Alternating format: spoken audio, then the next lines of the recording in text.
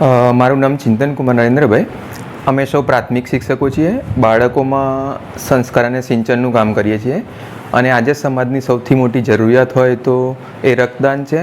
આજે અમે રેડક્રોસ ખાતે 6 જેટલા શિક્ષક મિત્રો અને એક રક્તદાન કરવા માટે આવ્યા છીએ અને એક સમાજને એક ઉદાહરણ પૂરું પડે કે આજે સમાજની જરૂરિયાત છે કે આજે તમે જોતા હશો કે કોઈ પણ અકસ્માત થાય અથવા સમાજમાં ઠેર ઠેર રક્તદાન માટે દાન માગવામાં આવી રહ્યું છે કે આજે જરૂરિયાત છે તો તમામ સમાજના વર્ગો તમામ અમારા મિત્રો આવી રીતે રક્તદાન કરતા રહે તો એક નવું જીવન મળી રહે છે.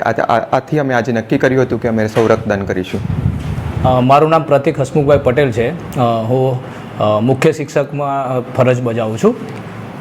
સમાજને આજે ખાસ જરૂર હોય તો રક્તની ખાસ જરૂર હોય છે એટલે અમે બહુ બધા મિત્રો એવું નક્કી કર્યું કે આપણે બાળકોને સ્કૂલની અંદર શિક્ષણ તો આપીએ જ છે તો આપણે પણ સમાજને માટે કઈ રીતે ઉપયોગી થઈ શકીએ એટલે અમે એવું વિચાર્યું કે રક્તદાન કરીએ. અહીંયા આવીને જાણવા મળ્યું કે દરરોજ 60 બોટલો એ રક્ત સ્વરૂપે આપવી પડતી હોય છે દર્દીઓને અને એની સામે 20 થી 25 જ આવે છે.